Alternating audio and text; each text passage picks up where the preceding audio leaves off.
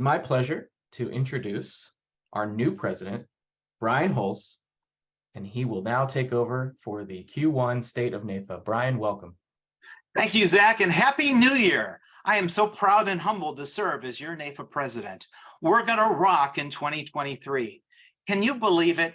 This marks the 5th year that NAIFA has operated under its new structure, with its new programs and the value proposition that we launched with the new organization on January 1st, 2019, to advocate, educate, and differentiate every member. We consider this a year of celebration for consistently delivering on our promise with intent and in a NAIFA way through pure hard work and passion. Our work towards recreating NAIFA wouldn't have been as successful without the investment and support of all of our partners. From our advocacy partners who look to NAIFA to represent them on Capitol Hill, to the carrier companies who understand that NAIFA is the professional home for their field forces, to the companies that work with agents and advisors and that provide products and services to agents and advisors and their respective firms. We have successfully built an ecosystem of organizations that understand, respect, and support our mission. And speaking of our mission, I always think that we should take this opportunity to remind ourselves of our mission and the good work that we do for Main Street USA every day. We enter 2023 revitalized and focused on being the leading association for the agent advisor workforce that serves and protects the individuals, families, and small businesses that make up the vast majority of America.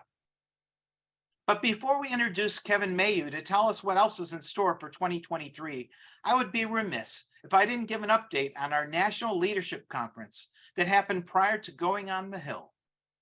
Held at the Omni Shoreham in Washington, D.C., NAIFA Nation came together to celebrate and collectively plan for how we will grow our association in 2023. And as only NAIFA Nation can do, we welcomed well over 500 people to this year's NLC. One of the very special parts of NAIFA is the camaraderie and true community that exists. It is one family of advisors and agents that push each other to be their best, and the positivity translates directly into production for each NAIFA member.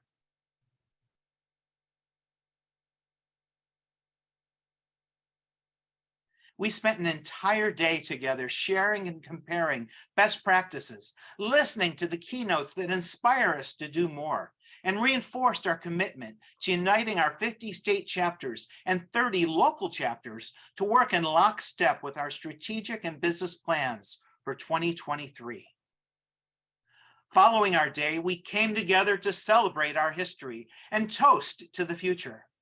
First, by recognizing our past presidents and the tremendous work that they've undertaken, having the courage to lead us through a total transformation of our association to where we are today. And then to begin our tradition of installing our leadership, beginning with our National Board of Trustees. Followed by our state and local presidents. It was also a night for awards as we celebrated our best. Starting with our Advisor Today's 4 Under 40 Awards, we recognized Scott Blake of Blake Wealth Partners, a Northwestern mutual agency. Eric Bottleson of Goldbrook Financial, a Mass Mutual agency. Matthew Daly of the Daly Agency, an American National agency. And Brett Moore of RBM Wealth Management Group, part of the LPL Financial Network. We crowned Jeff Chernoff of Insurance and Trust, a SagePoint Financial Advisor Group partner, as our 2022 Young Advisor Team Leader of the Year, the highest honor to be bestowed on an advisor aged 40 or under who has made an impact on the industry. We named Chris Gandy of Midwest Legacy Group, a One America firm, our Diversity Champion of the Year for the tremendous work he's done through the National Association of Insurance Commissioners and as chair of our DEI Council.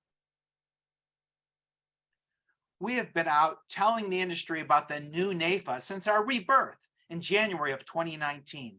And along the way, Dennis Cuccinelli has been spearheading our membership efforts all these years. And for his efforts, we presented him with the inaugural Hard Hat Award for membership to salute him for doing the heavy-duty work in the field and with our chapters to revitalize our association. And this year we created a second new award called the President's Citation for volunteer leadership above and beyond the call of duty that was bestowed upon Adam Sachs of Sentinel Financial Group, a Royal Alliance Advisor Group partner. We were honored to have George Nichols of the American College and former New York Life agent give our past national president and former New York Life agent, Robert Miller, the second annual Terry Headley Lifetime Defender Award for his commitment to our Political Action Committee.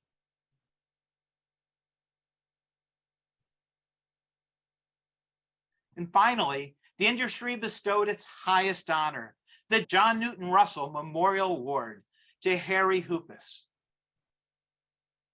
The result of our National Leadership Conference is the leadership of hundreds strong who brought in and are ready to take NAIFA to the next level through our strategic plan.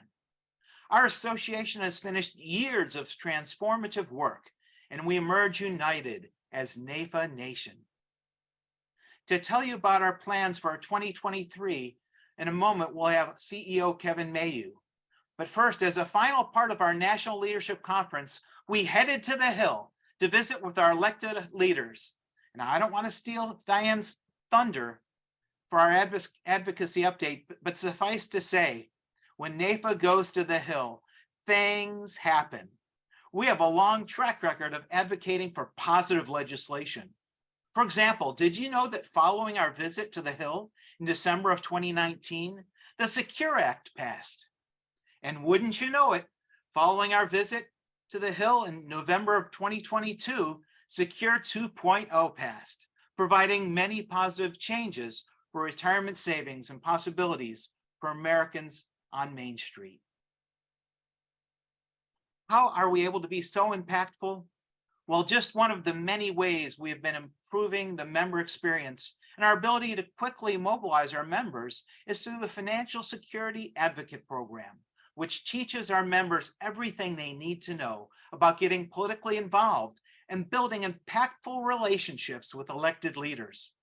We are further improving and expanding this program so that even more members can experience firsthand how powerful the voices of NAIFA in protecting our businesses and our clients' interests. It's just one of many initiatives we will continue to undertake in 2023. So let's turn to our NAIFA CEO, Kevin Mayu, to provide an overview for what we can expect this year. Take it away, Kevin. Thank you, Mr. President. Appreciate you all being here today for our State of NAIFA quarterly webinar. This is a great opportunity to provide you all, our members and other stakeholders, an update as to what NAIFA is doing throughout the year. Can you believe it? 2023 actually is the third year of our NAIFA 2025 strategic plan. That plan guides everything that we do in NAIFA. It gives us a roadmap as to where to head to best serve our members today and our members tomorrow. It helps ensure that NAIFA is a vibrant, relevant part of this industry and meets the needs of advisors from coast to coast. As a reminder, the strategic plan has three key goals: growing our membership, amplifying our brand, and enhancing our member experience all across this great nation. And our plan is available for anyone to take a look at it anytime they want to at belong.naifa.org/2025. You can download a copy of our plan and see exactly where NAIFA is heading, because we believe in being transparent to all of our members and all of our stakeholders across this country. And we execute our plan each year through our business implementation plan. That talks about what we're doing during a given year to help move the ball forward and get things done for this noble profession. That is also available for you to download at belong.naifa.org/2025. So I invite you to take a look at it. The brand new 2023 BIP is available right now for you to download. So we invite you to take advantage of that. And then we like to report on our progress to, again, ensure transparency and accountability for our members from coast to coast. And we do that through production of quarterly dashboard reports that we distribute to the NAIFA Nation to let you know exactly what we're doing and the results that we've achieved on implementing the plan during a given quarter. Our Q4 2022 dashboard will be available in the next few days, and we distribute it to our membership from across this country and show you exactly where we hit on all three of those goals: membership growth, brand amplification, and enhancing the membership experience. This degree of transparency has helped win us the trust, respect, and support from a number of companies from across this country, as Brian talked about during his opening remarks. And I'd like to thank those NAIFA supporters for your strong support of this industry and your strong support of its professional association, NAIFA. So now that we've talked about what the plan is and what we're doing, let's talk about specifically what's going on in 2023. First, and this will be great news to many of you, we are bringing back the LUTCF program as a solely NAIFA governed, administered program where newer advisors to the industry can receive valuable sales and marketing training that will help them be successful in this profession.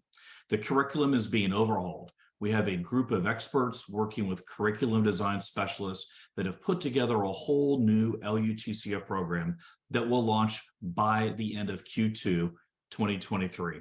We look forward to sharing that and helping make more advisors be impactful and make this their career for life.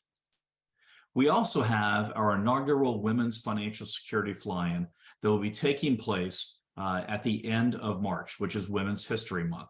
We've partnered with Women in Insurance and Financial Services to make this event highly impactful in our nation's capital, and specifically invited advisors from our key sponsors for this event, New York Life, Guardian, Emeritus, and Northwestern Mutual, will be attending this event, and will give them an opportunity to discuss issues that are specific to women advisors and their clients and help our policymakers on Capitol Hill understand those concerns.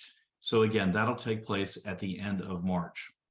Also, can you believe it, our 8th annual DEI Symposium will take place in conjunction with our congressional conference. It'll take place on May 22nd, 2023. And information right there you see is available through the website at tdc.naifa.org/symposium. We want to thank our friends and partners of One America for providing us the support to make this 8th annual DEI Symposium impactful and possible for us this year. This year, we're going to focus on the rapidly changing population of America and the skills and knowledge that we need as advisors to better serve markets from all across this country. So we look forward to having people join us for that event. And this year, we're doing something extra special. We're doing a call for speakers and topics so that we can make sure that this event is sharp and relevant in meeting the needs of our advisors from across this country. We also have the NAIFA Foundation for Financial Security, which launched last year. This is an outreach program of NAIFA to serve people in our communities and particularly get more people involved in this profession and see that this is a great way that they can make an impact on society. We're also pleased to announce that we've already awarded our first 2 scholarships to diversity scholarships to people that are participating and people that have applied through the NAIFA Foundation for Financial Security. And starting in February, all the way through April, a majority of our states have legislative days on the Hill. That state legislatures get back together, they discuss statutes and policies that they can enact in their state. And we've put together a new interactive map available that can help everybody understand the true strength of the NAIFA Nation by all of our advocacy, not just at the federal level, but in our state capitals from all across this country. You see a representation of what that looks like online, well, on the screen right here in front of you.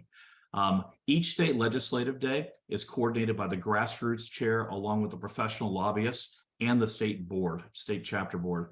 And when it comes to Washington, D.C., our congressional conference, we can bring folks from all together from all across this country to help make sure that we have a high impact on Capitol Hill. Speaking of that, our congressional conference again is May 22nd and 23rd. Actually, we're going to begin with a reception on May 21st, and then we have training on the 22nd, and then on the 23rd, we go do our work on Capitol Hill.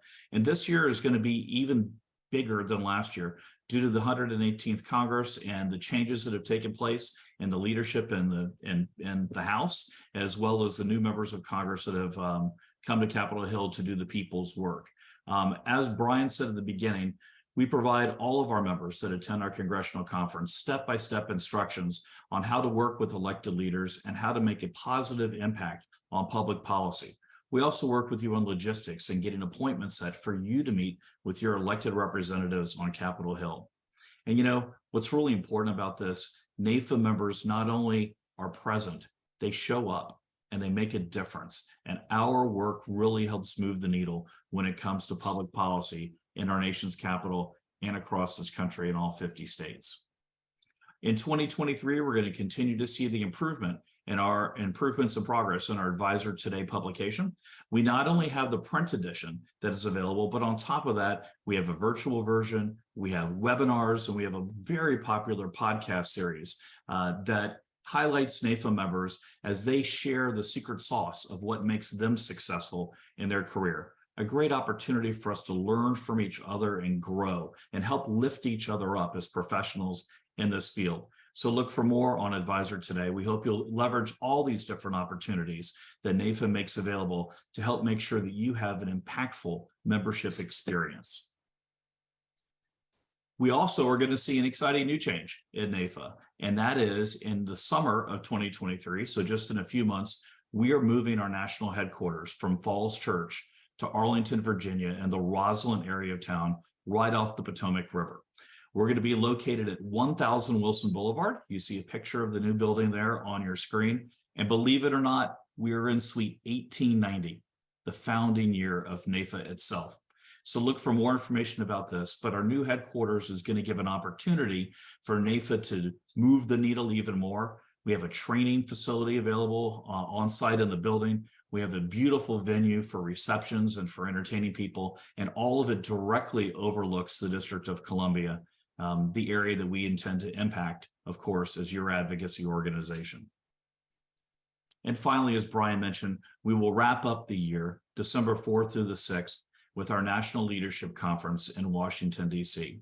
And this is designed to be impactful, to make sure that our chapter leaders are properly trained, to make sure that we're all on the same page and rowing in the same direction, and making a true impact from each of our chapters, local and state, and our affiliates all around this country. Again, to work on those three key strategic goals: membership growth, brand amplification, and enhancing the membership experience. We also want to make sure that we're in lockstep on what our public policy objectives are. So again, we're moving the needle in the right direction all across this great country. And now to talk a little more about the advocacy front, please welcome our Senior Vice President for Government Relations, Diane Boyle. Thanks, Kevin, and Happy New Year to all of you.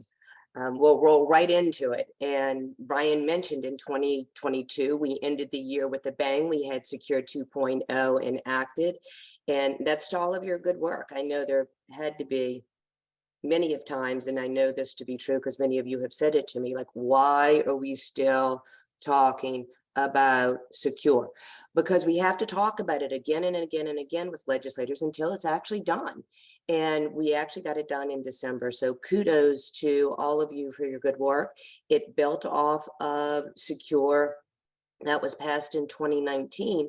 And from that 2019 timeframe until the end of 2022, we've been talking about it. We go through the provisions. How can we make it better? How can we improve it? How do we make sure that it doesn't fall off the radar of legislators? And that's what you do. So thank you so much. Great job by everyone. If we didn't have those relationships that you're out there building, and we're going to talk about that a little bit later on, then we wouldn't see this type of positive movement. But let's roll in. We celebrated the year with an N. We moved right into 2023. And we looked at electing a new speaker, proven to be a little more challenging than some anticipated. I like to quote my favorite movie, or one of my favorite movies, My Cousin Vinny, where he's being interviewed and the guy is asking, well, so you didn't pass the first time, how about the second time? 3 times a charm? And I think My Cousin Vinny was 6 times a charm for me. And for Kevin McCarthy, it was 15. 15 times was a charm, but he was ultimately elected as Speaker of the House. The second picture that's there on the screen, I'm sure most of you have seen if you're watching any of the news coverage, where we actually saw some confrontation, and Richard Hudson actually had to pull back one of the members because it became so contentious. But what you may not have seen are the sort of the next two photos that are some of my favorite memories from the night. For those of you that didn't stay up to midnight on a Friday because you're not a nerd like me wanting to watch the election of the Speaker. And those that were at the NLC might recognize that is Representative Dean Phillips, and his tax LA actually came and talked to us at the NLC.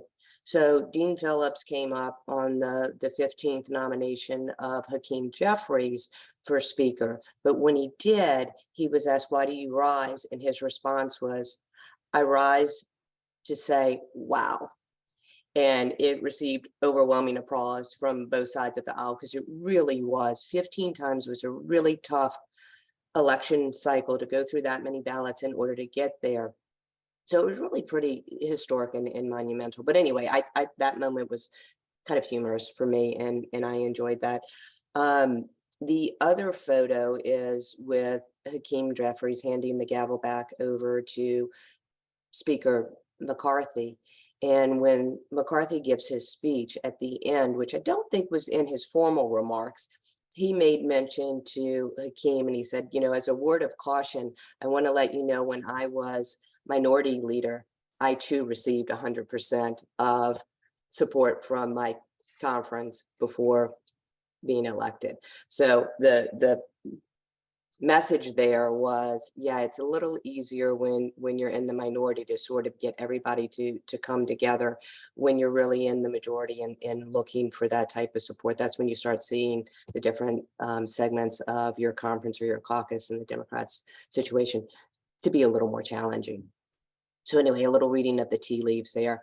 And it wasn't just in Congress that we saw the election of speakers. There were 18 states that were looking at electing their speakers, and there were a couple of surprises there too.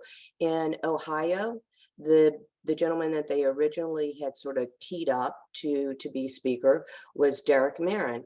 And when the time came from the vote, a number of the Democrats joined with some of the Republicans in order to elect the state rep Jason Stevens as actually their speaker. So interesting dynamics going on in some of the state legislatures too. Pennsylvania, the speaker there, Mark Rossi, was elected as a Democrat, but he said he was going to run as a independent, or excuse me, legislate as an independent. Ran as a Democrat, hasn't changed his party. We'll have to see whether he does or not. But as of now, Pennsylvania actually has the first independent speaker of its house. So that was sort of interesting dynamics that we saw going on there.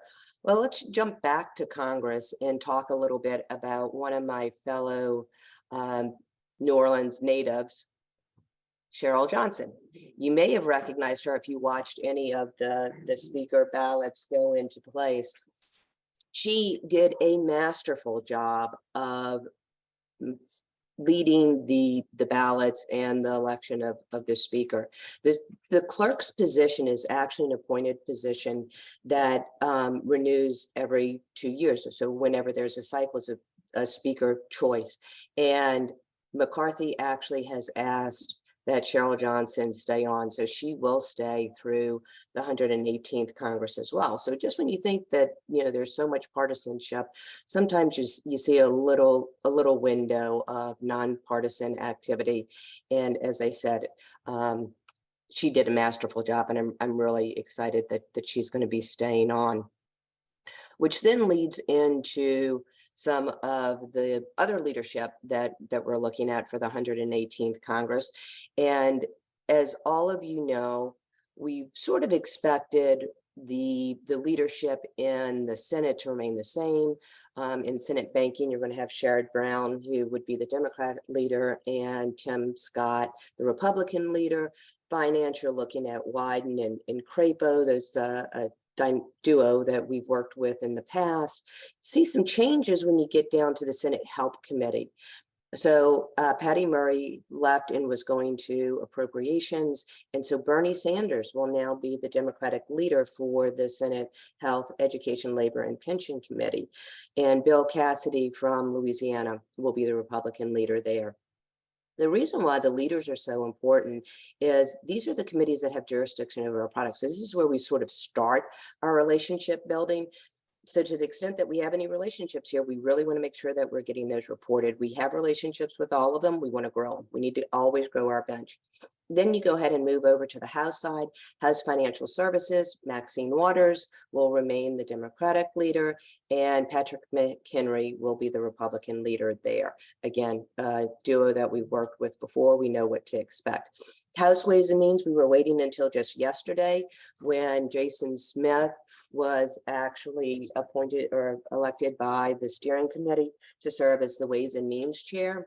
That was a contested race between Jason Smith, Vern Buchanan, and Adrian Smith, all members that NAIFA has really strong relationships with. So we're fine with whomever they were going to put in place, but it is Jason Smith. He will work with, on the Democratic side, the leader will be Richie Neal, who we've worked with for years and years, has a background in the insurance industry. So he has a really good understanding of our issues. And then on the House Education, formerly Labor Committee, when the Republicans take control, the name of that committee flips. It goes from House Education and Labor to House Education and Workforce. If the Democrats take control of the House, it will flip back to House Education and Labor. But the leaders there remain the same. So Bobby Scott will be the Democratic leader, and Virginia Scott, who was actually term limited, got an exception and was able to run and is going to serve again as a Republican leader for that committee. So all known relationships, really good. But that's what we watch and start to monitor. What we don't know yet and we'll start to see is the numbers of committee members on each of those committees changes when you have a flip in the party leadership. And so we'll start seeing who's going to serve on those committees. You'll start seeing some of the tools that we use to communicate with legislators changing over to the 118th Congress, getting their committee assignments. And that's sort of a slower roll, but we're getting there. Let's talk about legislative agenda. There is such slim margins in the House that when every vote is needed, which it is, it gets really difficult to sort of move legislation through. So we are going to see ongoing gridlock. We're going to see some time needed in order for those partisan wounds to heal before we can really get to legislation. And then the House is going to start with investigations and oversight. In the Senate, some of the policy is still going to be tax rich. Think about private placement. Life insurance will be questioned. Data privacy in both the House and the Senate, I expect to some point to sort of bubble up. There'll be lots of talk around extending the 2017 TCJA tax cuts, but most of those don't expire until 2026. And as you know, Congress tends to wait until the last minute to get that type of stuff done. So I think we'll talk about it, but we won't see movement until 2025. But this is why relationship development is so important. And as we talked about on Secure, if you follow the retirement, we started immediately where you're building those relationships and getting that message, and you have to have that constant drumbeat. So we will be talking about that. And I'll give you an example on when I talk about every vote being needed and how difficult it becomes. If you go back to the speaker's race, there were 4 individuals that had individuals, and that was the margin that was needed in order to, that McCarthy could lose in order to get through, and no more than that.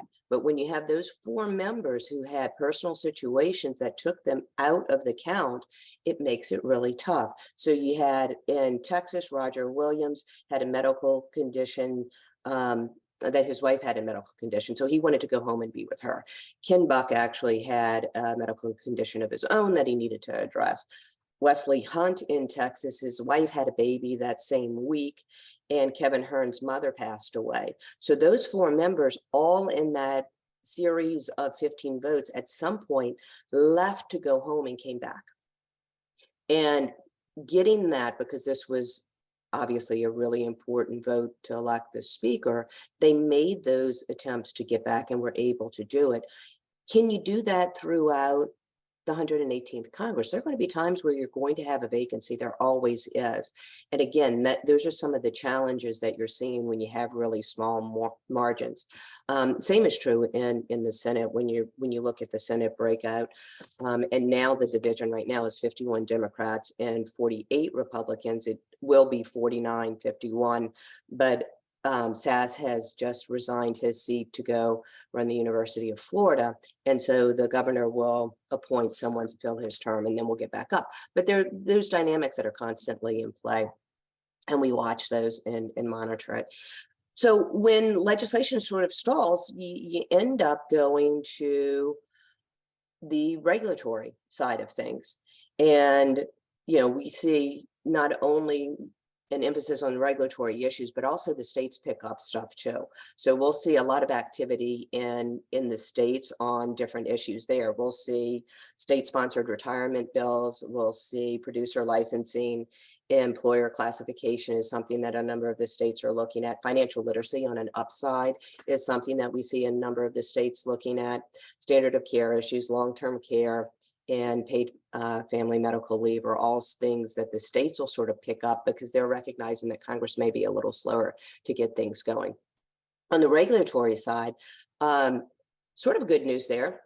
We're going to see Secure 2.0 was actually passed, so it goes to the rulemaking, and that'll fall under DOL. So hopefully DOL will be overwhelmed with Secure 2.0 rulemaking that maybe they'll back off of this DOL fiduciary rule a little bit.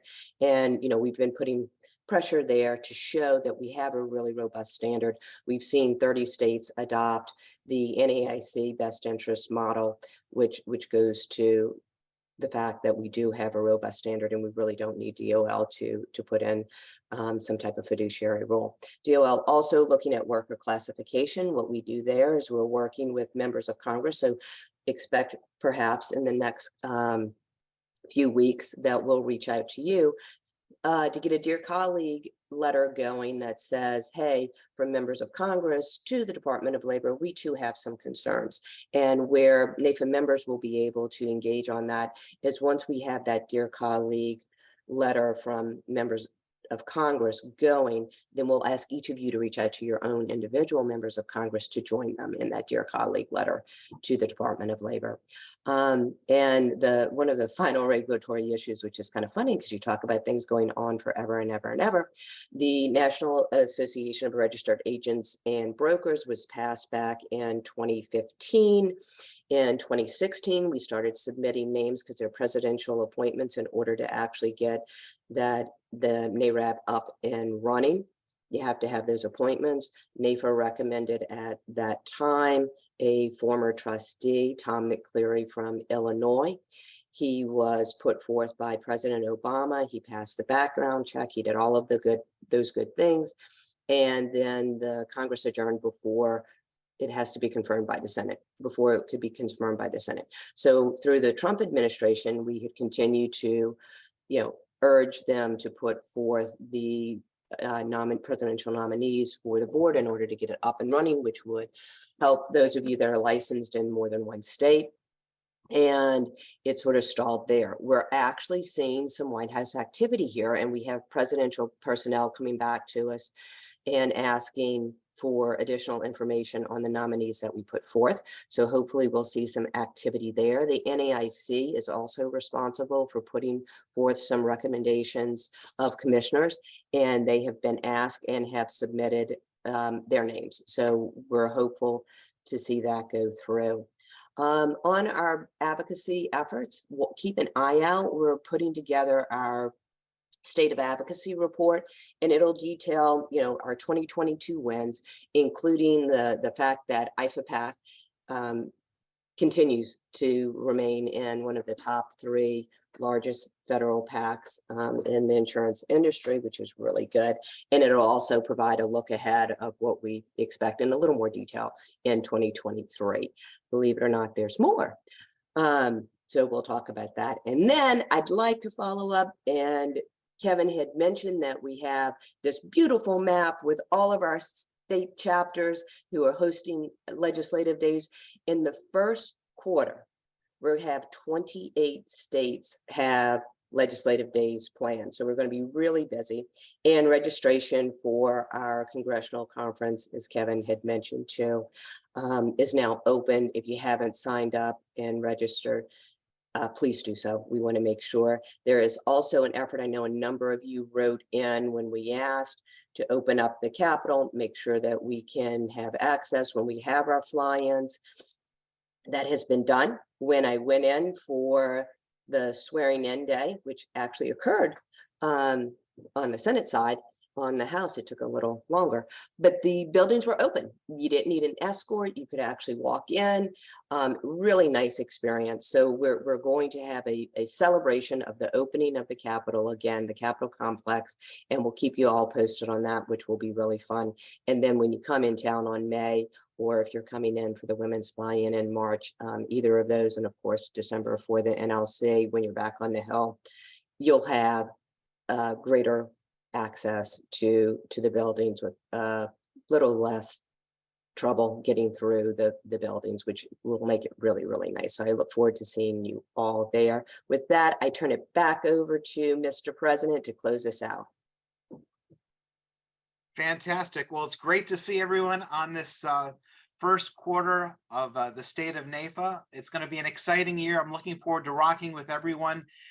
Thanks again to our guests, Diane Boyle and our CEO, Kevin Mayu, for joining us. And thank you to all of you for being there. This will be available recorded in the future. So if you have a friend or colleague you'd like to share this with, please feel free to do so. Or if you want to watch it again, please feel free to do that as well. Together, we can take on anything. So thank you very much. We'll see you next time. And don't stop believing.